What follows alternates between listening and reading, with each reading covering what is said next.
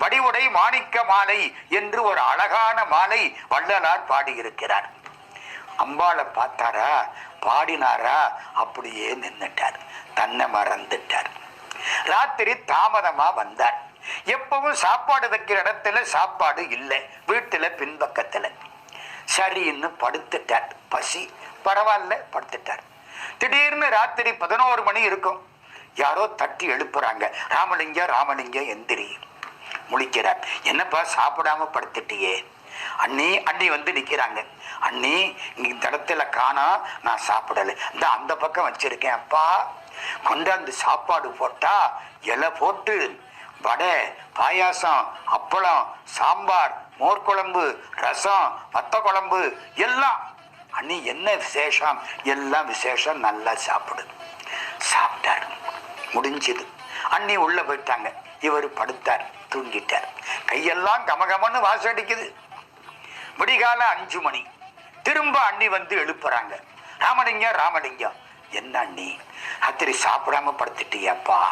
அண்ணி என்ன சொல்றீங்க? இந்த இருக்கே உனக்கு வச்ச சாப்பாடு. அண்ணி நீங்க ராத்திரி, நானா ராத்திரி? நான் ராத்திரி படுத்த வெப்பத்தானே எந்திரிக்கிறேன். புரிஞ்சு போச்சு. யாரு சோறு போட்டா? கர்ப்பத்தில் இருக்கிற குழந்தைக்கு எவ சோறு போடுறாளோ, கல்லுக்குள்ளே இருக்கிற தேரைக்கு எவள் சோறு போடுகிறாளோ, அந்த வடிவுடை மாணிக்கம் சோறு போட்டாள். எனக்கு பசிக்குதுன்னு அம்பாள் சாப்பாடு போட்டாள். இதையெல்லாம் பாடுறாரு. அன்றொரு கால் நம் பசி கண்டு அந்தோ தரியாது நன்று இரவில் சோரளித்த நற்றாய்கான். எனக்கு பசிக்குதுன்னு அவ சாப்பாடு கொண்டு ஓடி வந்தாளே. நல்லா கேளுங்க. கடவுளுடைய திருவடிகளை மனத்தில் வைத்து அன்னையை வழிபட்டால் உங்களுக்கு சோறு போட அவள் காத்து கிடக்கிறாள். பால் நினைந்து ஊட்டும் தாயினும் சாலப்பறிந்து. மாணிக்க வாசக பெருமான். பால் கேட்ட குழந்தைக்கு பார்க்கடல் கொடுத்தவர் சிவபெருமான். பாலுக்கு பாலகன் வேண்டி அழுதிட பார்க்கடல் ஈந்த பிரான். சாப்பாடு போட்டது பராசக்தி. கண்ணீர் வந்தது. அம்பாளை கும்பிட்டார். வீராசாமி பிள்ளை தெரு 7 கிணறு. மேல மாடியில ஒரு அறை. அந்த அறையில ஒரு நாற்காலி. நாற்காலியில வள்ளற் பெருமான் உட்காருவார். எதிர்த்தாப்புல கண்ணாடி. இந்த கண்ணாடியை பார்த்து தியானம் பண்ணுவார். கண்ணாடியில என்ன தெரியும்? திருத்தணி முருகன் காட்சி கொடுக்கிறான். சீர்கொண்ட தெய்வ வதனங்கள் ஆறும் தெரிகின்றன. திகழ் கடப்பன் தார் கொண்ட தோள்கள் தெரிகின்றன. கார்கொண்ட வன்மை தணிகாசலம் கண்ணுற்றது. திருத்தணி முருகன் காட்சி கொடுக்கிறான். என்ன சார் கதை பண்றீங்க? அது எப்படி சார் காட்சி கொடுப்பான்? இப்போ நான் கண்ணாடிக்கு முன்னால நிக்கிறேன். என்னுடைய சட்டை தெரியும். சட்டையை கலட்டி விட்டா பனியன் தெரியும். பனியனையும் கலட்டி விட்டா என்னுடைய உடம்பு தெரியும். இந்த உடம்பையும் உடம்ப கலட்ட முடியாதோ? கலட்டி விட்டா என்ன தெரியும்? உடம்புக்குள்ள இருக்கிற நினைப்பு தெரியும். நினைப்பு தான் வள்ளலாருக்கு முருகன். மனசுக்குள்ளே இருக்கிற முருகன் வெளியில் தெரிந்தான். இங்கே உள்ளே இருக்கிற முருகப்பெருமானை எதிர்த்தாப்புல கண்ணாடியில் பார்த்தார். இந்த உடம்பையும் கலற்றக்கூடிய ஆற்றல் வாய்ந்தவர் ஆனமையினாலே உள்ளே இருக்கக்கூடிய முருகனை எதிர்த்தாப்புல பார்த்தார்.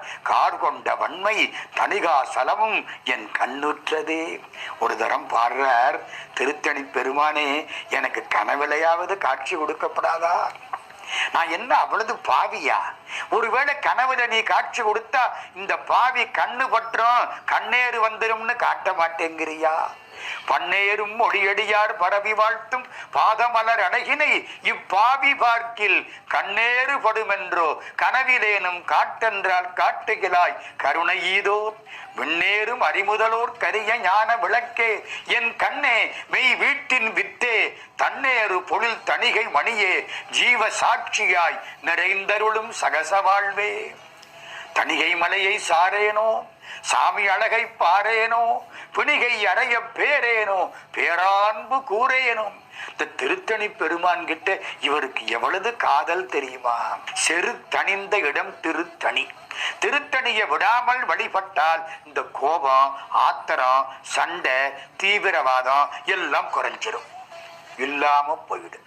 ஏன்னா அது போர் இல்லாம இருக்கிற தனிந்த இடம், அமைதியான இடம். எதிர்த்தாப்புல என்ன தெரிஞ்சது? கண்ணாடியில கார் கொண்ட வன்மை தணிகாசலன் தெரிஞ்சது. கொஞ்ச காலம் ஆச்சு. அவங்க அண்ணார் சபாபதி பிள்ளை சொற்பொழிவாற்ற போகணும். சோமு செட்டியார் வீடுன்னு ஒரு வீடு. சோமு செட்டியார் வீட்டில் ஊர்ல உள்ளவங்க எல்லாம் கூடி உட்கார்ந்து ராத்திரிக்கு 8லிருந்து 10 வரைக்கும் நல்ல செய்திகளை கேட்பார்கள். அதெல்லாம் ஒரு நல்ல காலம். நம்ம 8லிருந்து 10 என்ன பண்றோம்னு நமக்கே எல்லாருக்கும் தெரியும். ஊர் மக்கள் பூரா சேருவாங்க. எல்லாம் பெரிய புராணம், கம்பராமாயணம், கந்த புராணம், திருவிளையாடல் புராணம். கடவுளை பத்தி நினைச்சு தூங்கினா தூக்கம் நிம்மதியா வரும். இல்லைன்னா தூக்கம் கண்டவாகல போகும், கனவு வந்துடும். இப்போ சோமு செட்டியார் வீட்டுல இவரு பேசணும். இப்படி பேசுறதுக்கு தயார் பண்ணி விட்டார். சபாபதி பிள்ளைக்கு உடம்பு சரியில்லாம போச்சு. முடியல, பேச முடியல. என்ன செய்யலாம்? அண்ணியார் சொன்னார்கள், நம்ம ராமலிங்கத்தை போய் ஒரு 10 பாட்டு படிச்சுட்டு வர சொல்லுங்க. அந்த காலத்தில் எப்படி தெரியுமா, சபாபதி பிள்ளை பேசுவார். அந்த பேச்சுக்கான பாட்டுக்களை பக்கத்தில் உட்கார்ந்து ஒருத்தர் பாட்டுகளை வாசிப்பார். ராமலிங்கமே அப்படி சில காலம் செய்திருக்கிறார். இப்போ ஒண்ணு செஞ்ச, நம்ம ராமலிங்கத்தை அங்க போய் ஒரு 10 பாட்டை படிச்சுட்டு வர சொல்லுங்க. ஊர் மக்கள் எல்லாம் கூடி இருப்பார்கள். எல்லாருக்கும் அப்புறம் ஒரு ஏமாற்றமா போகப்படாது, போக சொல்லுங்கள். ராமலிங்கம், நீ போயிட்டு வர்றியா? சரி. ராமலிங்க வள்ளற் பெருமான் அங்க போனார். ஊரே கூடி உட்கார்ந்து இருக்கு. இன்னைக்கு அண்ணார் வல்ல தம்பி தான் வந்திருக்கார். ஏதோ கொஞ்சம் படிச்சுட்டு போவார். தம்பி, உங்களுக்கு தெரிஞ்சதை சொல்லுங்களேன். வள்ளற் பெருமான் உட்கார்ந்தார். பெரிய புராணத்திலே சம்பந்தருடைய வாழ்க்கை, வேத நெறிதலை தோங்க மிகு செய்வத்துறை விளங்க பூத பரம்பரை பொலிய புனிதவாய் மலர்ந்தழுத சீதவளவயற் புகழி திருஞான சம்பந்தர் பாத மலர்தலை கொண்டு திருத்தொண்டு பரவுவாம். திருஞான சம்பந்த பிள்ளையார் அழுது அழுது அழுது உலகை வாழ்வித்தவர். அழுதுலகை வாழ்வித்த கவுனியர் குலாதித்த திருப்புகள் பேசுகிறது. அப்படி உலகம் வாழ்வதற்கு தான் அழுதவர் ஞான சம்பந்த பிள்ளையார். திருஞான சம்பந்தரை பத்தி வள்ளலார் பேச ஆரம்பிச்சாரா? திருஞான சம்பந்தர் தானே இவருக்கு குரு. பேச பேச பேச ஊர் மக்கள் எல்லாம் அந்த பேச்சில் ஈடுபட்டு விட்டார்கள். எப்போ பேசுறவன் ஈடுபடுகிறானோ அப்பொழுது கேட்பவர்களும் அந்த பேச்சில் ஈடுபடுவார்கள். அப்படியே கேட்டாங்க. எல்லாருக்கும் மகிழ்ச்சி. ஆகா, ரொம்ப நல்லா பேசி விட்டார். 2 மணி நேரத்துக்கு மேல பேசி இருக்கிறார். சோமு செட்டியாருக்கு ரொம்ப மகிழ்ச்சி. ஒரு கவர்ல பணம் வச்சு கொடுத்தார். ராமலிங்க சாமி தலையை சுத்தி எரிஞ்சிட்டு போயிட்டார். வீட்டுக்கு போயிட்டார். மறுநாள் சோமு செட்டியார் இங்க வந்துட்டார். அண்ணாரை பார்த்தார் சபாபதி பிள்ளையன். சபாபதி பிள்ளை, 2 விண்ணப்பம் சொல்லுங்க. நேற்று தம்பி நல்லா பேசினாரா? தம்பியா? சேக்கிழாரே பேசினார். பெரிய புராணத்தை தம்பியா பேசினார். தூக்கு சீர்திரு தொண்ட தொகை விரி பாட்டினார் சொல்ல வல்லபிரான் எங்கள் பாட்டிய பயனாய் பதிகுன்றை வாழ் சேக்கிழாரே பேசினார். சபாபதி பிள்ளை, 2 விஷயம் சொல்லுங்க. 1, இனிமே நீங்க வர வேண்டாம், தம்பிய அனுப்புங்க.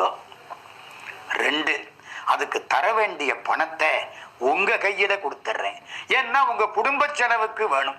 தம்பிகிட்ட கொடுத்தா தலையை சுத்தி எரிஞ்சிட்டு போயிடுறார். வள்ளற் பெருமானுக்கு பணத்தாசை அப்பவே கிடையாது. தலையை சுத்தி எரிஞ்சிட்டு போயிடுறார். அதனாலே பணத்தை நீங்க வாங்கிக்கிடுங்க, தம்பி பிரசங்கம் பண்ணட்டும். சபாபதி பிள்ளை மனைவியை கூப்பிட்டார். பார்வதி, பாத்தியா, இவன் என் பொழப்ப கெடுத்து விட்டான். ஆனாலும் ஒரு மகிழ்ச்சி, இந்த தம்பி இப்படி இருக்கிறார். அருமையான ஏற்பாடுகள். எல்லாரும் கூப்பிட்டார்கள். சாமி எல்லா இடத்துக்கும் போக மாட்டார், சில இடத்துல மட்டும்தான் சொற்பொழிவு செய்வார். சென்னையில வாழ்ந்த பொழுது பல நிகழ்ச்சிகள். ஒரு முறை திருவொற்றியூர்ல இவர் வழிபாடு பண்றார். நெல்லிக்காய் பண்டார சந்துன்னு ஒரு சந்து. அந்த சந்து வழியாத்தான் இவர் போவார், வந்துடுவார். இந்த சந்நிதி தெரு வழியா போனார். சந்நிதி தெருவில் ஒரு நிர்வாண சன்னியாசி, எந்த ஆடையும் கிடையாது, உட்கார்ந்துக்கிட்டு இந்த போறவன் வர்றவனை பார்த்து, அந்த யானை போகுது, இந்த குரங்கு போகுது, இந்த ஆந்த போகுது, மனுஷன் போகுதுன்னு சொல்ல மாட்டேங்கிறார். பகல் பூரா தூங்கிவிட்டு ராத்திரி பூரா எவன் தலைய தடவலாம்னு நினைக்கிறான் பாருங்க, இவன் தான் ஆந்த. படிக்கு படி வாங்கலான்னு நினைக்கிறான் பாருங்க, இவன் தான் யானை. நயவஞ்சகமா நிக்கிறான் பாருங்க, அவன் தான் நரி. சுமையா சுமக்கிறான் பாருங்க, அவன் தான் கழுதை. ஒவ்வொருத்தனையும் அவனுடைய தகுதிக்கு தகுந்தாப்புல இந்த நிர்வாண சாமியார் பேரு வச்சு 6 அறிவு மனுஷனை 5 அறிவு விலங்காட்டி சொல்லிட்டு இருக்கார். இவரு நிர்வாணமா உட்கார்ந்து இருக்கார். அந்த தெருவில் ராமலிங்க சுவாமி அன்னைக்கு போனார். எந்த தெரு? சந்நிதி தெரு. ராமலிங்க சாமியை பார்த்த உடனே அந்த அந்த நிர்வாண சாமி வேஷ்டியை தூக்கி கட்டிக்கிட்டாராம். இதோ உத்தமமான மனிதன் போகிறான். என்ன அர்த்தம்? மனுஷனுக்கும் மனுஷனுக்கும் தானே மானா. எங்க குளிக்கிற போது ஒன்றும் போடாம குளிக்கிறோம், மேல காக்கா பறக்குது, வேஷ்டியை தூக்கி கட்டிக்கிட்டான் இல்லையே. இதெல்லாம் நாய், இது நரி, இது யானை, இது குரங்கு, இதுக்கு எனக்கு என்ன மானம்? ஆனால் இதோ வள்ளற் பெருமான் ஒரு உத்தமமான மனிதன் போகிறான். வேஷ்டியை தூக்கி கட்டிக்கிட்டாராம். சாமி சொன்னாராம், இது பொதுமக்கள் போற வழி, இங்க எப்படி உட்காராதே, போயிட்டார்.